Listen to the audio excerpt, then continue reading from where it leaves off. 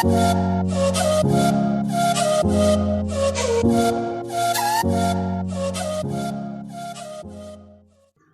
बदलेंगे, ताज बदलेंगे। सुमन technical classes के पक्के इरादों से Delhi metro, UPPCL, DRDO, ISRO में ऑनलाइन क्लासेज के माध्यम से इतिहास बदलेंगे। मत घबराइए दोस्तों, करिए एक नई शुरुआत। और आज से हम ऑनलाइन क्लासेज की शुरुआत कर रहे हैं आपके अपने यूट्यूब चैनल सुमन टेक्निकल क्लासेज में। दोस्तों, इस चैनल के माध्यम से आपको नियमित पैटर्न के अंदर सिलेबस अवेलेबल रहेगा या नोट्स अवेलेबल रहेंगे, क्वेश्चंस अवेलेबल रहेंगे और प्रैक्टिकली अध्ययन आपको मिलेगा इसके अंदर। आज हम सबसे पहले अध्ययन करते हैं ब्रह्मसूत्र के बारे में, और ब्रह्मसूत्र के अंदर 12 सूत्रों का निर्माण करेंगे हम। और उसके लिए आपको 4 प्रकार की वैदिक राशियों के बारे में पता होना चाहिए। और वो 4 प्रकार की वैदिक राशियां आपके पास में करंट, वोल्टेज, प्रतिरोध और शक्ति। दोस्तों, करंट का जो दूसरा नाम होता है वो है विद्युत धारा। इसका प्रतीक चिन्ह जो होता है वो आई होता है। वोल्टेज का दूसरा नाम होता है विद्युत दबाव, विद्युत दबाव। इसका प्रतीक चिन्ह V होता है। प्रतिरोध का दूसरा नाम रेजिस्टेंस होता है। इसका प्रतीक चिन्ह R होता है। इसके अतिरिक्त शक्ति जो होती है इसका दूसरा नाम पावर होता है और इसका प्रतीक चिन्ह P होता है। दोस्तों, ये आपके पास में साधारण राशि है, ये इनके दूसरे नाम हो गए हैं, ये इनके प्रतीक चिन्ह हो गए हैं। इसके अतिरिक्त एक होती है आपके पास में इकाई। कि करंट की इकाई क्या होती है, वोल्टेज की इकाई क्या होती है, रेजिस्टेंस की इकाई क्या होती है और शक्ति की इकाई क्या होती है। इकाई को हमें इकाई का दूसरा नाम, इकाई का दूसरा नाम, दूसरा जो नाम होता है वो आपके पास में यूनिट व मात्रक भी होता है। अर्थात हम ये कह सकते हैं कि करंट का मात्रक क्या होता है, एम्पियर। करंट की यूनिट क्या होती है, एम्पियर। करंट की इकाई क्या होती है, एम्पियर। तो देखिए यहाँ पे हम बात करते हैं करंट का मात्रक क्या है, एम्पियर। इसके अतिरिक्त वोल्टेज या विद्युत दबाव का मात्रक या यूनिट या इकाई क्या है, वोल्ट। प्रतिरोध का मात्रक यूनिट या इकाई क्या है, ओम। और शक्ति का मात्रक या इकाई क्या है, वाट। अब ये तो आपके पास में बेसिकली अध्ययन हो गया है। अब हम सूत्रों का निर्माण करने से पहले 2 त्रिभुज लेके चलेंगे। एक त्रिभुज का नाम रहेगा ओम का त्रिभुज, दूसरे त्रिभुज का नाम रहेगा शक्ति का त्रिभुज। तो इनके अंदर आपको इन चारों राशियों को रखना है और उसके बाद में सूत्रों का निर्माण करना है। तो हम सबसे पहले 2 त्रिभुज बना लेते हैं। पहला त्रिभुज है आपके पास में ओम का त्रिभुज, दूसरा त्रिभुज है आपके पास में शक्ति का त्रिभुज। ओम के त्रिभुज के अंदर आपको सबसे पहले V, I और R इस प्रकार से राशि रखनी है। शक्ति के त्रिभुज में आपको P, V, I। दोस्तों, रटना नहीं है, सीखना है और सुमन टेक्निकल क्लासेस आपको सिखाएगी। ध्यान दें, V आपको ऊपर रखना है, लेकिन I और R को आप किसी भी तरह से रख सकते हो। इस R को आप इधर रख दो, इस I को आप इधर रख दो, कोई प्रॉब्लम नहीं है। इसी तरह से यहाँ पे P आपको ऊपर ही रखना है। V और I को आप अपने हिसाब से किसी भी तरह से रख सकते हो। इस I को आप इधर रख दो, इस V को आप इधर रख दो, कोई प्रॉब्लम नहीं आएगी। ओम के त्रिभुज में आपके पास में R ऊपर होना चाहिए, सॉरी V ऊपर होना चाहिए, I और R नीचे रहने चाहिए। शक्ति के त्रिभुज में आपके पास में P ऊपर रहना चाहिए यानी कि पावर, और V और I आपके नीचे रहने चाहिए। तो देखिए, इसको हम लिख सकते हैं यहाँ पे ओम का त्रिभुज, ओम का त्रिभुज। इसको लिख सकते हैं हमें शक्ति का त्रिभुज, शक्ति का त्रिभुज। अब देखिए, इसके अंदर आप इस राशि को लिख सकते हो वोल्टेज, इस राशि को लिख सकते हो प्रतिरोध, इस राशि को लिख सकते हो करंट। इसी तरह से इधर हम लिख सकते हैं P का मतलब शक्ति यानी कि पावर, V कहीं पे भी आए वोल्टेज रहेगा आपके पास में, V का मतलब वोल्टेज, I कहीं पे भी आए इसका मतलब आपके पास में करंट ही रहेगा। अब देखिए दोस्तों, ये सूत्र बनाने के लिए आपके पास में इस तरह से चारों प्रकार की राशि रखने के लिए 4 कॉलम बनाने हैं और इनके अंदर आपको राशियां रखनी है। जैसे सबसे पहले हम लिख सकते हैं करंट, इसका प्रतीक चिन्ह क्या रहेगा I। दूसरी राशि हमारे पास में वोल्टेज, इसका प्रतीक चिन्ह क्या रहेगा V। तीसरी राशि हमारे पास में प्रतिरोध, इसका प्रतीक चिन्ह रहेगा R। चौथी राशि है शक्ति, जिसका प्रतीक चिन्ह क्या रहेगा P। अब देखिए, सबसे पहले आपको करंट ज्ञात करना है, I ज्ञात करना है, तो I बराबर आपके पास में सूत्र क्या बन के आ रहा है। देखिए, सबसे पहले आपको ओम के त्रिभुज में से करंट ज्ञात करना है, तो I बराबर अभी आपको क्या दिख रहा है V अपॉन R। तो I बराबर हम रख सकते हैं क्या V अपॉन R। कोई दिक्कत है? देखिए, V बराबर आपको ज्ञात करना है, तो V अब आपको क्या दिख रहा है नीचे I और R। इसी तरह से अब अगली राशि ले रहे हैं हम R बराबर आपको ज्ञात करना है, तो R बराबर आपको क्या क्या दिख रहा है V अपॉन I। R बराबर V अपॉन I।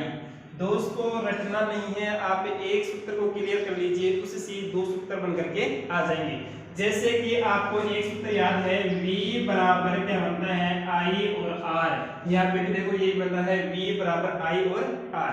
आपको क्या याद करना है I ज्ञात करना है, I को आप रोक लीजिएगा, ठीक है ना। ये R अभी इसके साथ गुणा में है, तो इधर अगर क्या हो जाएगा भाग में। तो देखिए आपके पास में I बराबर क्या बन रहा है V अपॉन R। कोई दिक्कत है? इसी तरह से अब आपको क्या ज्ञात करना है, जैसे कि R ज्ञात करना है, R ज्ञात करना है, तो आप इस R को रोक लीजिएगा। R बराबर क्या बन जाएगा, आपके पास में सूत्र है, ये I है, अभी इसके साथ गुणा में है, तो इधर क्या हो जाएगा भाग में V अपॉन I। R बराबर आपके पास में ये सूत्र बन गया है। फिर भी यदि मान लीजिए आपको प्रॉब्लम है, तो आप इस एक सूत्र से 2 सूत्र और बना सकते हैं। जैसे V बराबर क्या बनता है I और R बनता है। R आपको ज्ञात करना है, तो आप R को इधर ले जाइएगा, तो R बराबर सूत्र क्या बन जाएगा, ये आपके पास में दोनों R के स्थान पे I आ जाएगा। तो देखिए R बराबर V अपॉन I हो गया है। इसी तरह से आपके पास में अगला जो सूत्र आता है शक्ति का, यानी कि पावर का सूत्र आ रहा है, तो P बराबर आप देख लीजिएगा, शक्ति वाले त्रिभुज में क्या दिख रहा है आपको, P बराबर आपको क्या दिख रहा है V और I। तो यहाँ पे हम लिख सकते हैं P बराबर V इंटू I। इसके बाद में देखो V आपके पास में पुनः आ रहा है, अर्थात V वोल्टेज की राशि आपके ओम के त्रिभुज और शक्ति के त्रिभुज दोनों में आ रही है। तो यहाँ पे V बराबर क्या बन जाएगा, आपके पास में क्या दिख रहा है P अपॉन I। तो देखिए V बराबर P अपॉन I। इसके बाद I बराबर देखिएगा आप, अब I बराबर आपके पास में सूत्र क्या बनता है, I बराबर क्या दिख रहा है आपको P अपॉन V। तो यहाँ पे लिख सकते हैं हम P अपॉन V। दोस्तों 6 सूत्रों का निर्माण हो गया है, बाकी शेष 6 सूत्र और बच रहे हैं, उनका भी हम अभी निर्माण करते हैं। अब देखिए ये 6 सूत्र बनाने के बाद में आपको कौन सा सूत्र लेना है, हम जानते हैं P बराबर क्या होता है V इंटू I होता है। ये शक्ति वाला त्रिभुज लेना है और उसके बाद में आपको V बराबर रखना है कि V बराबर क्या होता है, वो किसके त्रिभुज से लेना है, ओम के त्रिभुज से लेना है। तो देखो अगला सूत्र बन क्या रहा है, V के स्थान पे हम ओम के त्रिभुज के अनुसार देखिए V बराबर आपको क्या दिख रहा है I और R। तो यहाँ पे हम V के स्थान पे क्या रख सकते हैं I और R। तो I इंटू R, ये I है अपने स्थान पे आ जाएगा पुनः, तो इंटू I हो जाएगा। दोस्तों देखिए P बराबर नया सूत्र बन के आ रहा है आपके पास में, I को I से मल्टीप्लाई करेंगे तो I स्क्वायर हो गया है, I स्क्वायर, ये R अपने स्थान पे आ जाएगा। अर्थात हम लिख सकते हैं P बराबर I स्क्वायर इंटू R। दोस्तों रटना नहीं है, अब आपको क्या ज्ञात करना है, इसी में से ही ये दोनों सूत्र और बनाने हैं। I स्क्वायर बराबर हम ज्ञात करना चाहते हैं, तो इसको हम I स्क्वायर को हम यहाँ पे रख सकते हैं, I स्क्वायर बराबर ये R अभी आपके पास में गुणा में है, तो इधर आकर क्या हो जाएगा भाग में, अर्थात यहाँ पे हम इसको रख सकते हैं। I स्क्वायर बराबर सूत्र क्या बन रहा है आपके पास में P अपॉन R बराबर क्या कर सकते हैं P अपॉन R। ये स्क्वायर हटाना है यहाँ से, तो I बराबर सूत्र क्या बन जाएगा हमारे पास में P अपॉन R का अंडर रूट। तो I बराबर हम सूत्र रख सकते हैं क्या, नया सूत्र बन क्या रहा है हमारे पास में क्या आई बराबर पी अपॉन आर का अंडर रूट। अब देखिए दोस्तों, आपने यहाँ पे आई स्क्वायर बराबर ज्ञात किया है, तो इसी तरह से आपको आर बराबर भी ज्ञात करना है इसी सूत्र में से। तो देखिए अब हम क्या ज्ञात करना चाहते हैं, आर बराबर ज्ञात करना चाह रहे हैं। तो आर बराबर हम आर को इस तरह कहते हैं, ये आई स्क्वायर गुणा में है तो इधर करके हो जाएगा भाग में। तो आर बराबर सूत्र बन रहा है हमारे पास में क्या, पी अपॉन आई स्क्वायर। तो आर वाले कॉलम में रखना है हमारे को क्या, आर बराबर पी अपॉन आई स्क्वायर। अब देखिए दोस्तों, अभी तक हमारे पास में 3 सूत्र शेष बच रहे हैं, इनको भी हम अभी सीख लेते हैं। देखिए जिस तरह से हमने v बराबर रखा था ओम के त्रिभुज के अनुसार, उसी तरह से i बराबर भी ओम के त्रिभुज के अनुसार रखना है कि i के स्थान पे हम क्या रख सकते हैं। तो देखिए अभी आपको i के स्थान पे हम क्या रख सकते हैं, v अपॉन r। तो ये सूत्र आपका इस तरह रहेगा, p बराबर v अपनी जगह फिक्स है, i के स्थान पे हम क्या रख सकते हैं, इधर देख लीजिएगा आपने v अपॉन r। तो यहाँ पे हम क्या रखेंगे, v अपॉन r। p बराबर क्या सूत्र बन क्या जाएगा हमारे पास में, v को v से मल्टीप्लाई करेंगे तो v square upon r। p बराबर सूत्र बन क्या गया हमारे पास में, v स्क्वायर अपॉन r।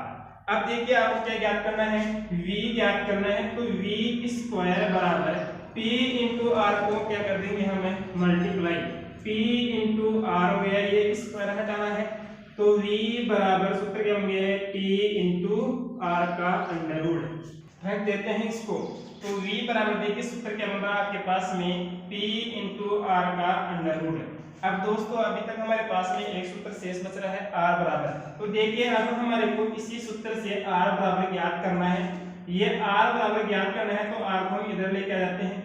तो देखिए r बराबर, ये r किस तरह पे क्या आ जाएगा, p आ जाएगा। तो r बराबर v square upon p, r बराबर v स्क्वायर अपॉन p। आपके पास में ये बर्मा सूत्र का निर्माण हो गया है। दोस्तों बर्मा सूत्र को रखना नहीं है, आपको सीखना है। ये 12 सूत्र आपके सामने कंप्लीट है और इसमें से क्वेश्चन किसी भी तरह से पूछ सकता है। जैसे कि करंट ज्ञात करने के लिए जरूरी नहीं है कि वो आपको वोल्टेज और प्रतिरोध का मान देकर के ही करंट पूछे। करंट पूछने के लिए वो आपको शक्ति और वोल्टेज का मान भी दे सकता है, करंट पूछने के लिए वो आपको शक्ति और प्रतिरोध का मान भी दे सकता है। ये बर्मा सूत्र कंप्लीट है। दोस्तों यदि मान लीजिए आपको इसके अंदर कोई प्रॉब्लम है तो आप कमेंट्स करके हमारे को बता सकते हैं, हम आपको उसके लिए नेक्स्ट क्लास के अंदर उसका सॉल्यूशन अवश्य देंगे। और हमारे इस बर्मा सूत्र के बाद में हमारी नेक्स्ट क्लास हो रहेगी, उसके अंदर हम इनके बारे में, प्रत्येक के बारे में न्यूमेरिकल्स, इसके अतिरिक्त इनमें से क्वेश्चन किस तरह से पुटअप करता है उसके बारे में हम अध्ययन करेंगे। थैंक यू दोस्तों, बेस्ट ऑफ